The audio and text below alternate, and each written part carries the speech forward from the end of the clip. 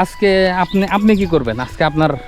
আমার কাজ আজ যে বর্তমানে এই বেলা পর্যন্ত ধরেন আমার কোনো কাজ নাই। হ্যাঁ, এই গরু বাছুর গেলা ছাগল টাল গেলা একটু মাঠে টাটে ঘুরিলে বেড়াই নিয়ে বুঝতে পারলেন, বিকাল থেকে তখন আবার শুরু হয়ে গেল আমার মাঠে যাওয়া।